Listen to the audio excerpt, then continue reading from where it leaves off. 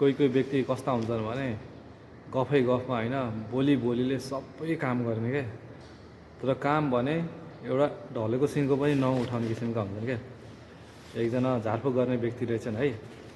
अनि बर्खायामको बेला रहेछ, श्रीमतीले भनेछिन् बर्खायामको बेला छ, हाउरी आउन सक्छ, घरको छानो उडाएर लिएर जाला, घरमा पानी पस्न सक्छ, पानी पऱ्यो भने घरको छानो बाँध्न पऱ्यो के भनेर श्रीमतीले भनेछिन् है। अनि श्रीमानले भनेछन् बानौला नि भनेछन् क्या।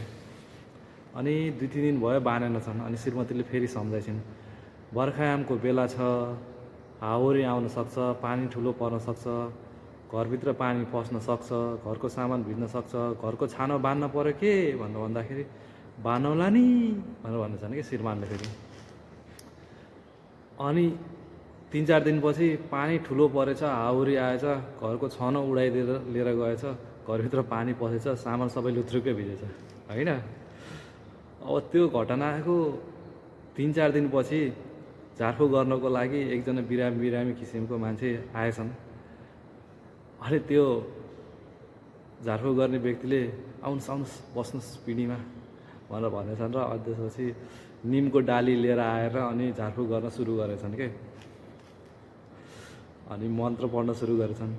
आकाश बानौला, पाताल बानौला, 7 समुद्र बानौला, घाटको मसान भूत प्रेत सबै बानौला छु गरेछन् के।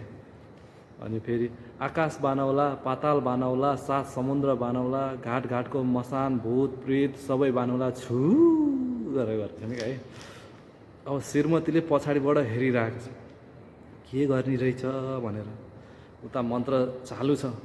आकाश बानौला, पाताल बानौला, 7 समुद्र बानौला, घाटको मसान भूत प्रेत सबै बानौला छु। अब श्रीमतीलाई बसी खानु भएन, अति भएछ। भयो पहिला घरको छत त बान भनेछ कि श्रीमतीले चाहिँ। त्यस्तै मान्छेहरू गफै गफमा सबै गर्ने, कहाँ भने एउटा ढलेको सिनको पनि नउठाउने किसिमको हुन्छन् क्या।